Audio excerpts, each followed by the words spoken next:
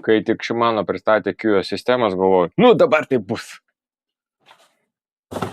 Tikriausiai yra nedaug gamintojų, kurie daro būtent moteriškus dviračius, tai yra pritaikyti variantai. Kai kurie galvoja, kad tai yra visiškai nesąmonė, nežinau, aš tai pavyzdžiui vyriškų kelnių savo žmonai nesiūlau pirkti. Bet jos tink, sutinkim.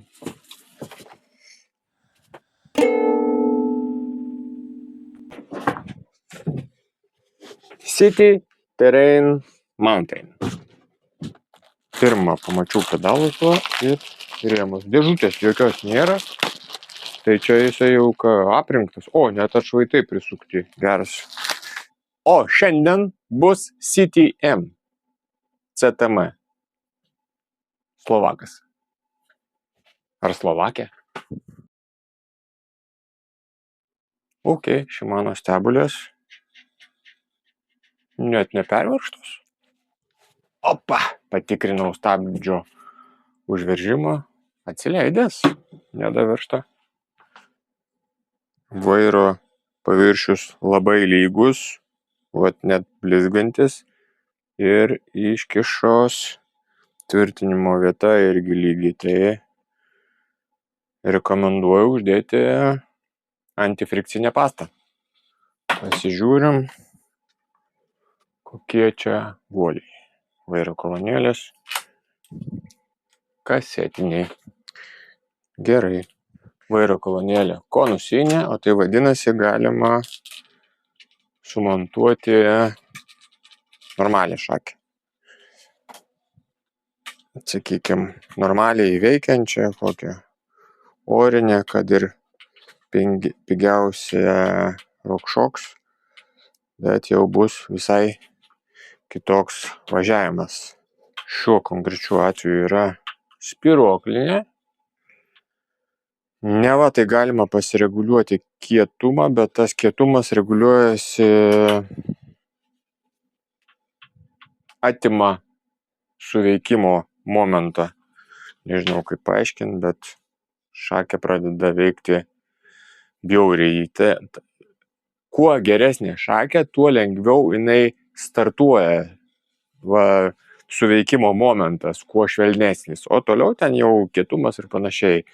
Spyruoklinėse, jeigu mes užveržę spyruoklę, kad būtų kietesnė, tai tas momentas, kada suveikia, dar tik pablogėja ir tada šakė išvis praktiškai neveikia. Rankinėlės visai nieko, čia viskas lygiai sudėta. Ok.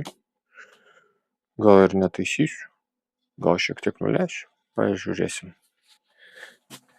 Būtinai patikrinam, ar galinis ratas įstatytas iki galo. Neretai būna įstatytas kreivai ir pavaros sureguliuotos kreivai, stabdžiai sureguliuoti kreivai, tam, kad visada būtų viskas tiesų ir nenusimuštų. Atleisim spaustuką. Šiuo atveju aš šiuo atveju aš išimsiu ratą ir patikrinsiu kasetės suveržimą, patikrinsiu stabdžių disko suveržimą, tada vėl pastatysiu ant grindų ir suspausiu spaustuką tik tais ant grindų. Tadam! Graži spalva. Ne visiems gali patikti rožinė, bet tokia neiššaukianti, švelni, pink black, vintage pink black vadinasi. Štai tokia graži sistema, 1150 man atrodo, ne? Ar yra parašyta? Jo, 50 T. Hyperglide būnas, statom atgal. Palauk, koks atgal, taigi pažiūrėt. Ir čia neperviršta. Vat šaunuoliai. Grandinę iškart demontuoju. Šitas dviratis bus naudojamas kaime, galbūt kartais bus pamiršta jį sutepti, pastatytas į tvartą ar dar kokį garažą, gal ten drėgmė bus, o grandinę mes vaškuosim. Kad nesurūdytų, keisim grandinę. Čia grandinė buvo KMC, šito gamintojo X-Glide 9, 10, 11 parų, bet keičiu į EPT. EPT ten kažkokia Super Anti-Rust Protection, o EPT ką reiškia nežinau, tik žinau, kad va realiai nerūdyja. Štai, nuvaškavau voneliai, jinai netgi labiau tokia sidabrinė, nesidabrinė, pilka. Turi specifinį atspalvį. Neretai ant nebrangių dviračių grandinės būna kokios nors tiesiog KMC Grey arba Shimano žemesnės klasės, arba jeigu tai SRAM sistema SX koks, tai jo, jeigu norim naudoti vašką, tai rekomenduoju tiesiog pasikeisti grandinę arba neplanuojam važinėti drėgnom oro sąlygom, tai tiesiog surūdys. Grandinė ne vienpusė, tai dedam bet kurią pusę. Taip. 1, 2, 3. Vieną nušaut. Pasitikrinam ant mažiausios žvaigždės.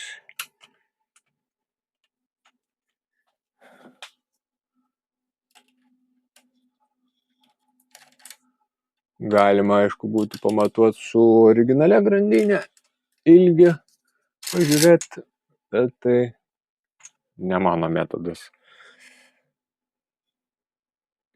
Jo, vieną nušaut, vieną sujungimą.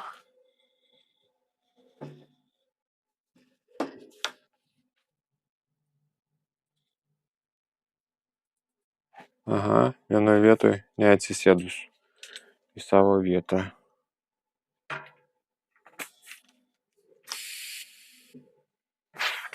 O kiek reikia pūsti? Nežinau, kiek jums reikia pūsti, koks jūsų svoris ir panašiai. Ant padangos yra parašyta nuo iki, o geriausiu atveju tai pasiskaičiuojat online kalkuliatorium. Silka, pavyzdžiui, arba SRAM yra nemokami. Susivedat visus duomenis, padangos storį, kur važiuosit, kas per dviratis ir viskas. Ir parodo jums viduriuką, ką pūst. Galinis stabdis netgi ne tai, kad gerai, puikiai sureguliuotas. Ir per vidurį išcentruotas. Ir atstumai vienodi. Bet daveržti šiek tiek reikia. Liuks, priekis. Na, priekį pakoreguosim, ne idealiai, bet jeigu nieko nedaryčiau, nieko irgi neatsitiktų. Galima sakyti, kad iš vis nekišk nagų. Atšvaitai turi būti status. Žinom, ar ne, kitaip neveikia. Kaip ir galas. O maždaug taip. Jeigu nežinom, greitai bėgam savo dviračiui pakoreguoti. Šakė su rakinimu nuo vairo. Atvirai tai nereikalingas jums, niekam nereikalingas, išskyrus tiems važinėtojams, kurie dalyvauja varžybose, disciplino cross country. Va, grinai cross country galbūt reikalingas dalykas, nežinau. Man atrodo, kam tau ją rakinti, jeigu tu važiuoji rekreaciniais tikslais, parko režimu, galima sakyti. Tai kam tas rakinimas? Jeigu jūs minat ir jums veikia šakė, tai vadinasi, jūs blogai minat. Jūs neminat, o jūs stojatės ant pedalų.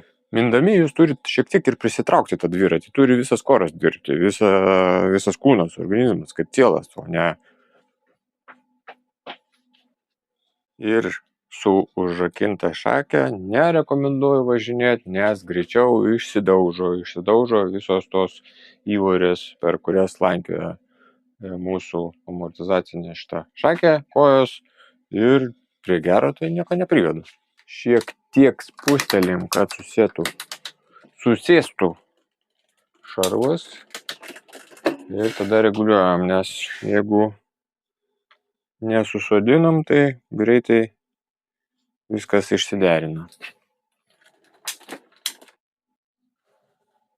Nukabinu tepaliuko perteklių, kuris yra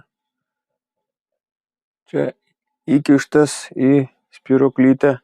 Kartais būna toksai didelis gabalas ten, kada sutepinėja, perjungia, tai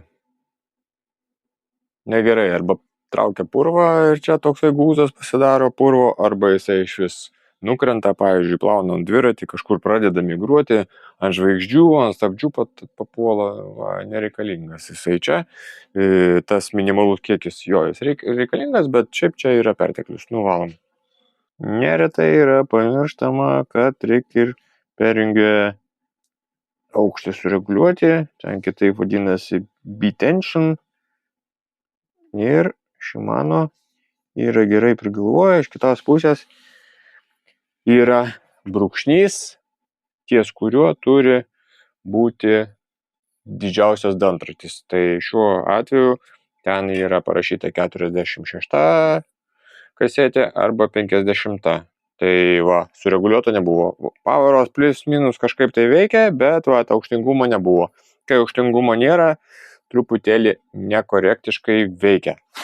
O nekorektiškai, nes jeigu per toli, tai grandinė perjunginėja, grandinė tiesiog išsilenkia ir jei per toli ten yra iki tos žvaigždės, ypač tai jaučiasi ant mažesnių dantračių ir ypatingai, kada būna rekomendacija, pavyzdžiui, seną perjungę su nauja sistema, su nauja kasetė didesnė sumontuoti, kuris nepritaikytas tai kasetei, tai ant mažesnių žvaigždučių labai prastai veikia poweros, dėl to prailgintojo, kuris būna uždėtas ant perjungėjo auselės, tarytum, kad perjungėjas tada gali apglėbti didesnį dantratį, bet ant mažesnių dantukų tai labai prastai veikia. Veikia, bet va, prastai veikia.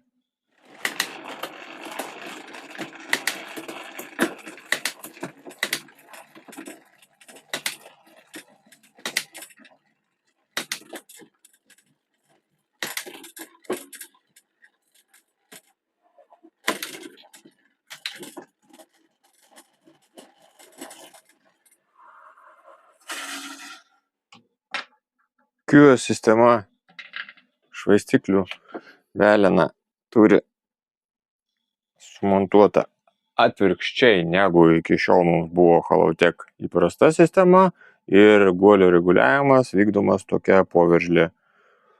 Jeigu susidursit, atpažinsit.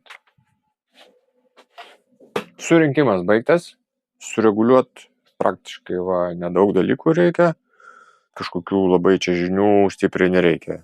Perjungia tik tais B-tension susireguliuoti ir viskas. Iš esmės pakankamai tvarkingas, kaip sitėjimas, taip ir būna. Nedaug pas man jų pasitaiko, bet per metus keli surinkimai sitėjimų būna ir pagrindė toks surinkimas. Ratai tiesus, poweros veikia, stabdžiai galima buvo ir neliesti. 29 Mountain Woman. Charisma 5.0. Performance Line. Vidinis trosavimas. Ištisinis, teisingai. Tiesiog įkišta į rėmą, čia išlenda ir gal kartais gali pradėti barškėti. Bet jeigu agresyviai nevažinėjat, net nepastebėsit. Palyginus su konkurentais, čia tiesiog pavarų sistema perspėjo visus iš karto. QS 11, 1150 kasetė, 11 pavarų.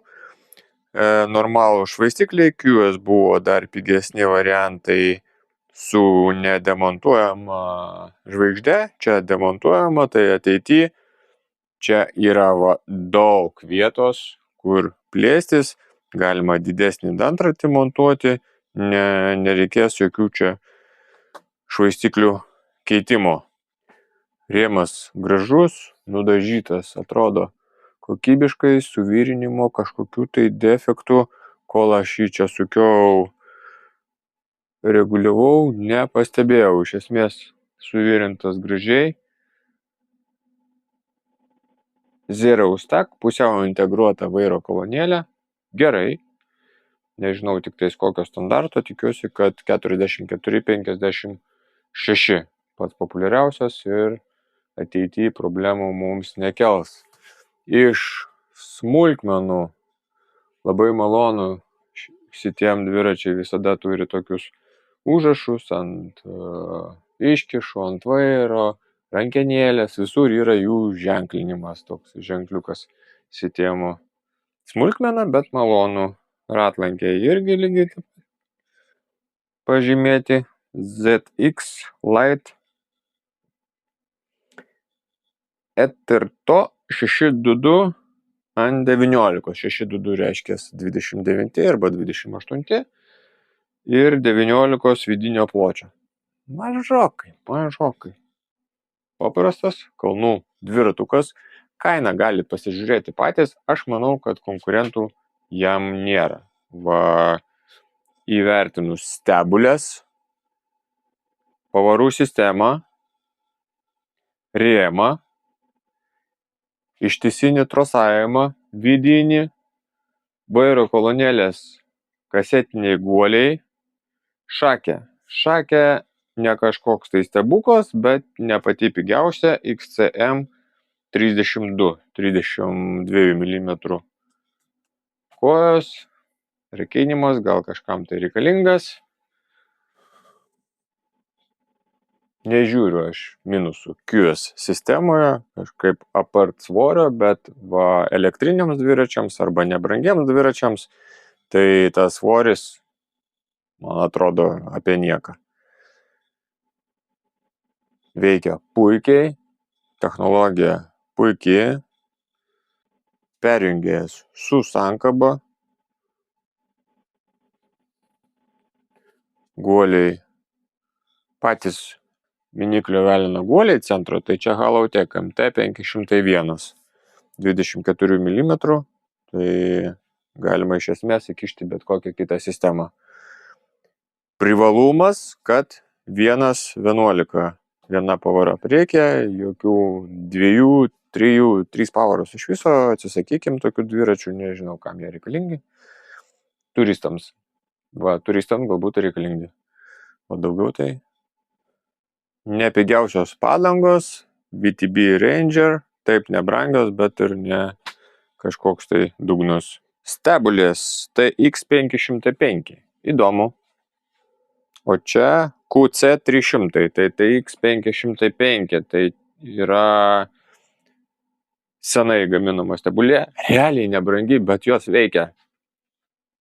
Esmė konusinių stebulių, va tokių dar suspaudžiamų, kad jos turi būti pagamintos tiksliai ir visos pigios stebulės, ten irgi su konusais, tai tiesiog negyvena ne dėl to, kad technologija bloga, o dėl to, kad pigiai padaryta. Va Shimano TX505 yra ne vienas atvejis, kada žmogus važinėja ir net nežino, kad ten pas jį pigyta stebulė ir dar kas nors, nes viskas su jie tvarkoja. Gale QC300, tai čia yra Q, vadinasi Quick Release, spaustukas, ir C raidelė QS, va šitos va sistemos pavadinimas, ir 300 ten kažkoks levelis. Tai aš tai sakyčiau, kad čia TX505 analogas. Yra vienas vaizdo įrašas mano kanale apie QS stebulę, bet ne tokia, o su ašim. Ir ten rodžiau konstrukciją, kuom jos įdomios. Adapteris ant adapterio. Kojelė greičiausiai, aš spėju, kažkokia universali, bet va yra tokia plokštelė, kokių 3 mm storio, kuri sukasi tiesiai prie šito rėmo. Varžtelį komplekte montuojasi iš vidaus.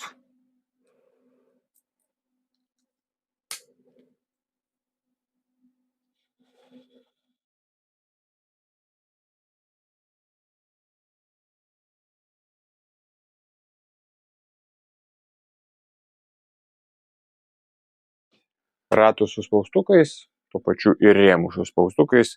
Pagrindinė problema, kad juos įstatai ir kiekvieną kartą gali būti vis kitaip. Kitoks suveržimas, kitoks suspaudimas, ratą ne iki galo įstatėt, gamykloje taip pat ne iki galo įstatė, sureguliavo, jūs pradedat važinėtis, ratas iki galo nuo kokio smūgio atsistojo ir viskas nebeveikia, stabdžiai trinasi, poweras neveikia. O su ašimis tai ten be šansų, tiesiog visada, išskyrus rėmus su defektu, visada būna ratas atsistoja taip pat. Ir kuomgi jis čia toks moteriškas? Visų pirma, tai spalva. O antras dalykas, moteriškas balnelis, kuris šiek tiek minkštesnis, šiek tiek platesnis, labiau pritaikytas. Iškiša, kiek žiūrėjau, yra trumpesnė, kad būtų maloniau, komfortiškiau ir aukštesnė. Lyg ir vairas labiau pakeltas. Daugiau, nežinau, geometrijos pačio rėmo netikrinau, ar ten bazė skiriasi. Įtariu, kad galbūt net ir nesiskiria, nes tai būtų gamyboje labai brangu. Tai tiek ir esmės moteriškose dviračiuose, jie labiau pritaikyti moteriams, galima su paprastais, tais vyriškais važinėti, bet nuožulnumas čia padarytas, dizainas tiesiog maloniau. Norėjau aš prie jo prisikabinti, galvojau, rasiu kokią nors kliurką, nedagalvotą, kokią nors nesąmonę padarytą, bet neradau. O neradau, nes tai yra tiesiog paprastas dviratis, paprastas, laiko patikrintas, MTB, su gerais komponentais, tai čia kažko pridirbti kažkokių nesąmonių tikriausiai net nėra ir vietos. Nepresta ventiliai, automobiliniai, priskaičiuosiu aš čia prie pliuso, nes presta nelabai man patinka. Tvirtinimai bagažiniai yra iš vidinės rėmo pusės. Tai iš išorės atrodo, kad jokių tvirtinimų nėra, o jie pasirodo viršutiniai daly reikės kažkaip tvirtintis prie šito sujungimo. Ir yra sujungimas apačioje, tai galima dėti purvasaugius pilnus. Neaišku tik jie ar čia tilps, su plonesniam padangom, pilnai. Ar galima čia įkišti droperį, pavyzdžiui? Ne, nepritaikyta. Droperio čia neįkiši. Nėra jokio užvedimo, nebent rėmo viduj kas nors apgalvota, bet aprašyme aš tokio dalyko neradau.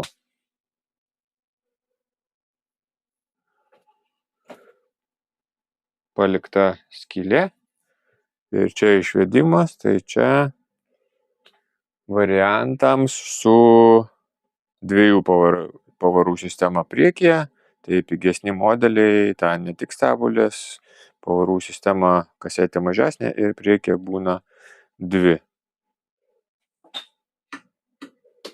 Man atrodo, kažkur čia turi būti pataupyta, kažkur tai turi būti pataupyta. Žinau, kur bus pataupyta.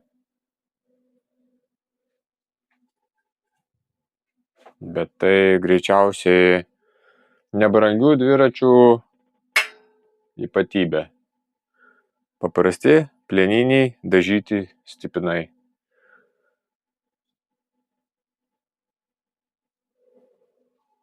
Tai stebuklų nebūna. Kiekvienas gamintojas turi kažkaip įtilpti kažkokius rėmus ir dar uždirbti. Įdėsiu nuorodą šitam dviračiui aprašyme, pažiūrėsit kokią jo kainą, aš tai dabar net ir neatsimenu. Nuvaškavom, viskas, iki kitų kartų. Dar paminėsiu trosavimą, kad jisai yra ne tik vidinis, bet ir padarytas taip, kad nesitrintų į rėmą. Neretai dar vis kažkaip gamintojai kažkokiu būdu sugeba pagaminti brangų dviratį ir hidrolinijos pavarų perjungimo šarvai trinasi į rėmą. Vat kaip. Kai atsirado QO sistemos ir aš pirmą kartą pabandžiau, galvoju, tai tuoj čia bus, nes veikia tikrai nuostabiai, minasi švelniai, jungiasi švelniai, prie apkrovos jungiasi puikiai. Tai jeigu rinktis kažką iš ekonominės klasės dviračių variantų su MTB pavarų grupe, tai kam kažką tai kito ieškoti.